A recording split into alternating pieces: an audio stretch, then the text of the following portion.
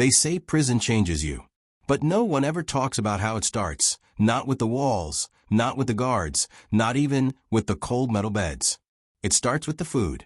The smell hits you first, a thick, sour fog that clings to the air. Something between boiled socks and wet cardboard. And if you're unlucky enough to end up in Red River Correctional Facility in Louisiana, that smell becomes your first welcome. For Marcus Hale, that smell was the beginning of his nightmare. Marcus wasn't a killer. He wasn't a gang member. He was a truck driver, 34 years old, with a wife and a little girl. He got caught transporting stolen electronics for a friend who promised him a quick payout. First offense. The judge said 3 years. He thought it'd be survivable. He was wrong. Because what Marcus didn't know, what none of the new inmates knew, was that Red River wasn't just a prison. It was a business. And the food system inside it was one of the most corrupt in the country. Every meal served, every tray handed out, was part of a deal. A contract signed in an office far from the stench of the kitchen. And behind that contract was a man named Warden Lyle. The first morning, Marcus lined up with 200 other men in gray uniforms. Plastic trays, plastic spoons. The noise was deafening, steel doors slamming, guards barking orders, and somewhere in the back, someone laughing like it was all a joke. Then came the food. A scoop of something beige, maybe oatmeal. A slice of bread that looked older than he was. A puddle of watery coffee. He sat across from an older inmate everyone called Reeves, thin, tattooed, eyes like a hawk. "Eat slow," Reeves muttered. "You'll learn." Marcus didn't understand. He took one bite and gagged. The oatmeal wasn't oatmeal. It was powdered soy protein mixed with boiling water, left to sit overnight. Sour, grainy, and slightly metallic. Reeves leaned closer. They get paid by the pound, not the flavor. Less they spend, more they pocket. Marcus forced it down. Hunger didn't leave you choices. Weeks passed, and the pattern never changed. Breakfast was beige sludge. Lunch was gray meat with mystery sauce. Dinner, some kind of pasta, always cold, always sticky. But something else started to happen. Inmates were getting sick. Stomach cramps, vomiting, rashes. One man collapsed during roll call. The prison doctor, if you could call him that, handed out ibuprofen like candy. But the kitchen never stopped serving the same food. That's when Marcus started noticing things. The canned goods had labels scratched off. Some boxes had expiration dates from 5 years earlier. Once he saw a crate of meat substitute with the words "not for human consumption" faintly printed on the side. He asked a guard about it once. The guard just smirked. "Eat it or starve. Hale. You choose." Then came the night that changed everything. It was late August. The heat was unbearable, no air conditioning. Just fans pushing around stale air and the smell of sweat. Dinner that night was chilly. Or, at least, that's what the guards called it. By midnight, half the block was doubled over in pain. Men were puking into their sinks, some barely breathing. The guards thought it was an act, until one inmate didn't wake up. His name was Luis Ortega, 31 years old, serving 5 years for possession. He was dead before sunrise. And in the morning, breakfast was served like nothing happened. Marcus couldn't shake it. He'd seen death before, truck accidents on the highway, people crushed under metal. But this was different. This was slow, preventable. He started asking questions, whispering in the chow line, talking to anyone who would listen. That's how he met Officer Daniels, one of the newer guards. Daniels wasn't like the others, didn't have that cold, empty look. He listened. 2 days later, Daniels slipped him a folded note during kitchen duty. It read, "Don't eat the meat. Storage room, 3rd freezer. Midnight." Marcus waited until the guards changed shifts. He slipped out, heart pounding, pretending to take out trash.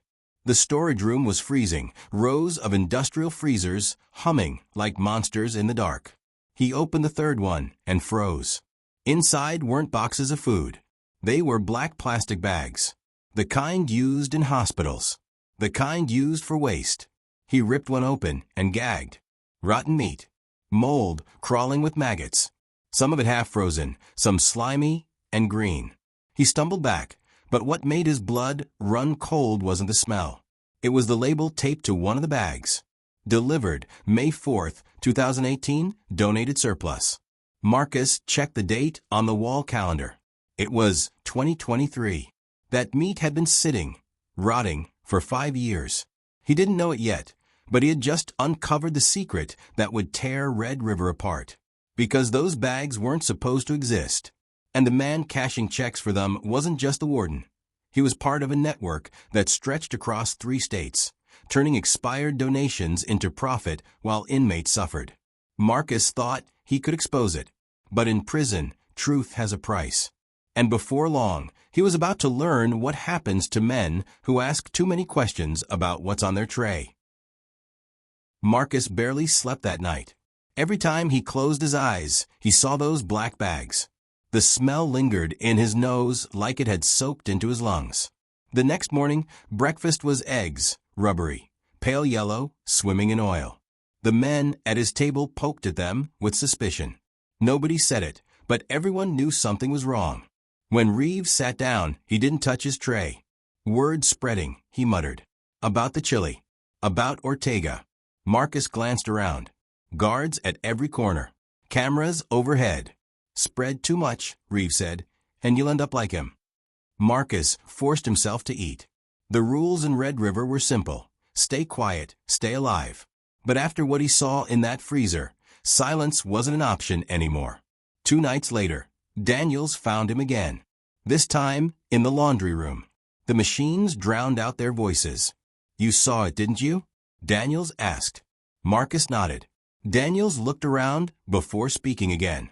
They've been doing this for years. The warden signs off on contracts for food that never arrives. Then they fill the kitchen with donated garbage and pocket the difference. Marcus's jaw clenched. And no one checks. Daniels scoffed. Check? The inspectors get paid to look the other way. And the inmates too scared to talk.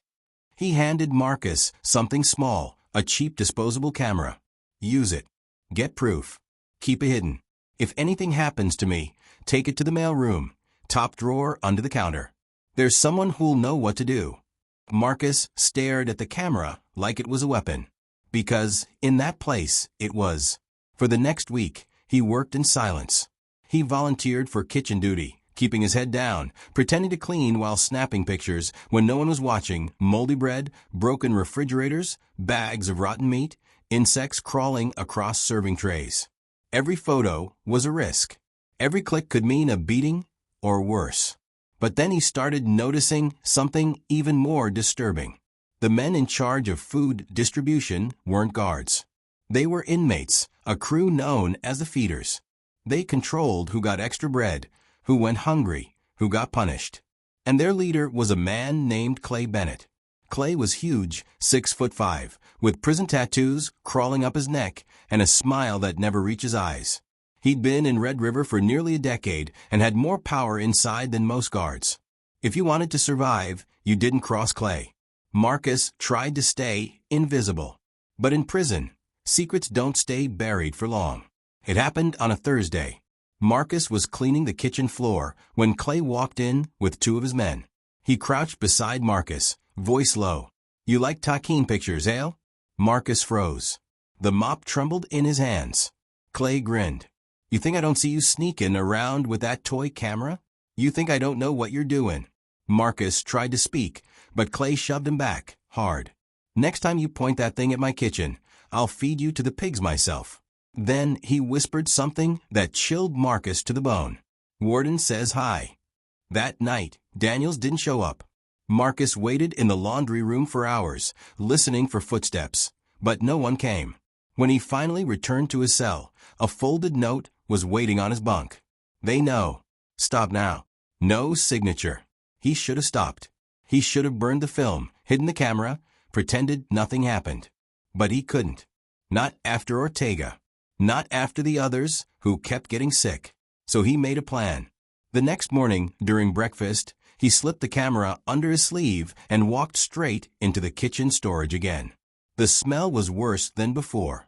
Freezers humming, the air thick with rot. He took one last photo, the labels, The black bags, the rusted shelves. Then he heard footsteps. Clay's voice. Marcus ducked behind a crate, heart pounding. Clay entered with 2 guards, one of them Officer Daniels. Marcus froze. Daniels wasn't helping him anymore. He was part of it. "Shipment came in this morning," one guard said. "No paperwork, but warden says sign it through anyway." Clay laughed. "Long as it ain't walking on its own, it's good enough." The men chuckled and walked out.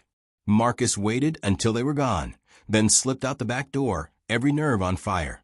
Daniels, the one man he trusted, had betrayed him. And the worst part?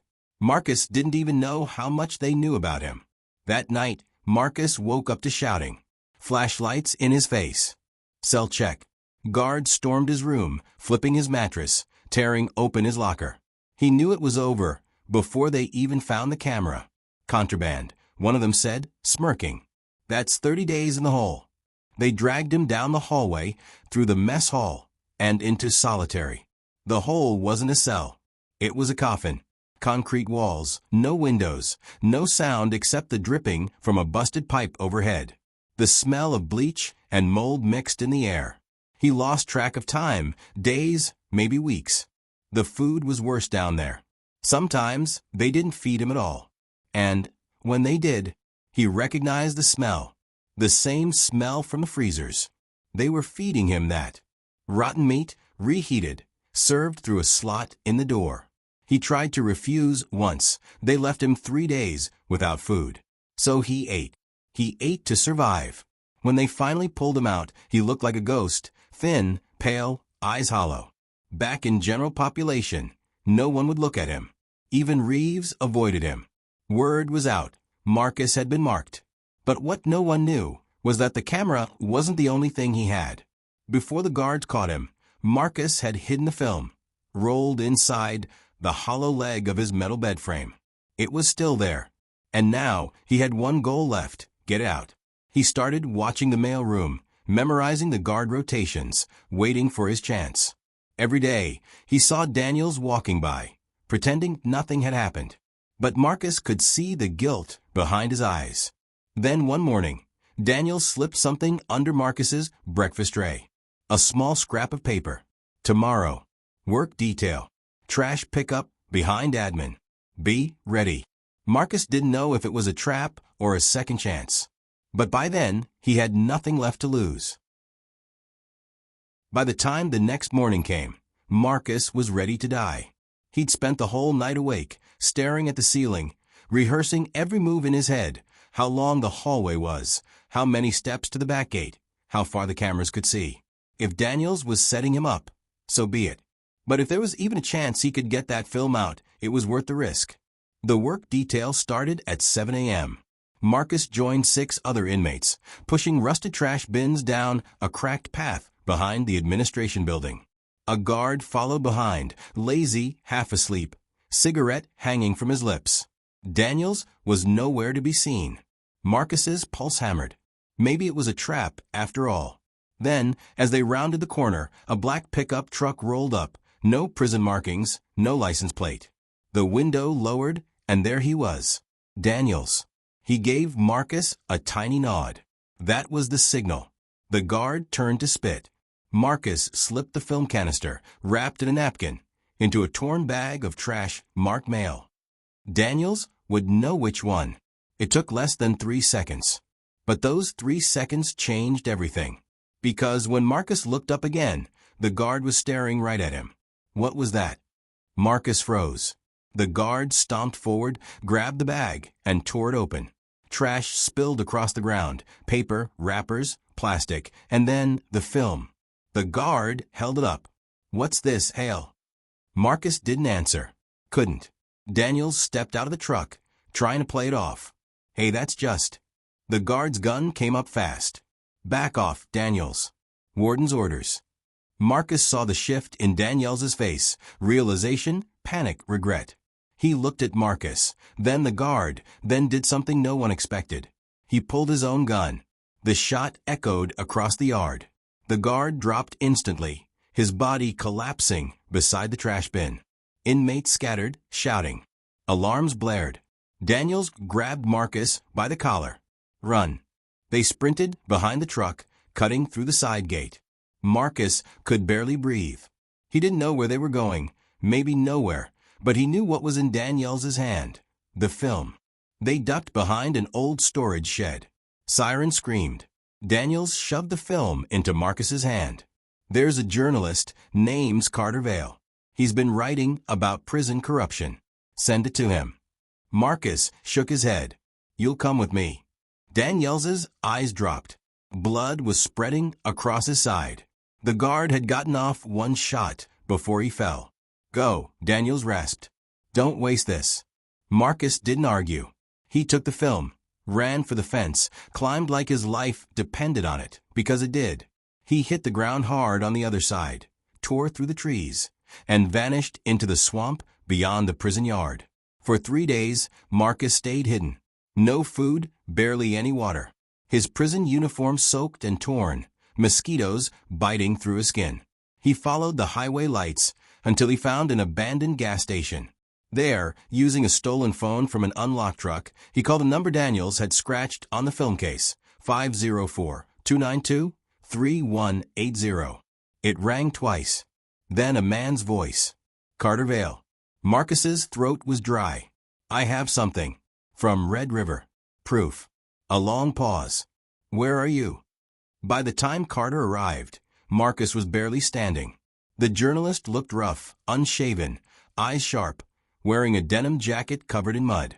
He took one look at Marcus and knew. You're him, Carter said. The guy who survived Red River. Marcus handed him the film. Don't let them bury it. Carter nodded. I won't. 2 hours later, federal marshals found Marcus asleep in the back of Carter's car. They didn't shoot him, didn't even handcuff him, just told him he was safe now. But inside, Marcus knew safe didn't exist. Not after what he'd seen. A week later, the story broke. Headline. Red River Prison serving rotting food to inmates. Warden under investigation. The photos from the film spread like wildfire. Black bags filled with decaying meat, insects crawling across trays, labels reading not for human consumption. Public outrage exploded. Politicians called it an isolated incident. Activists called it a human rights violation. And the warden, Travis Lyle, called it fake news. But when federal agents raided Red River, they found everything Marcus had said, and worse. Contracts forged. Donations resold. Even bank transfers leading straight to the warden's personal accounts. The prison shut down within a month. Clay Bennett was transferred to another facility, but 2 weeks later, he was found dead, cause undetermined. And Warden Lyle? He disappeared before his trial. His house empty, his accounts frozen, his name erased. No one ever saw him again. Marcus was released 6 months later on compassionate grounds. He returned home, but his wife had moved on. His daughter barely remembered him. The nightmares never left, the smell, the screams, the faces of men who never made it out. Carter's documentary aired nationwide. Millions watched. But for Marcus, it wasn't justice. It was a reminder. Because even though Red River was gone, there were dozens more just like it. Prisons where the food isn't just punishment, it's control. One night, a letter arrived in Marcus's mailbox. No return address. Inside a photo. It was grainy, taken from a distance, a loading dock behind a different prison. Black plastic bags. The same kind. And written on the back, in shaky handwriting. It's still happening. Marcus stared at it for a long time, then picked up his phone. He scrolled to Carter's number, thumb hovering over the call button, but didn't press it. Instead, he walked to his kitchen, opened the fridge, and stared at the neatly wrapped meat inside. He couldn't eat. Not ever again.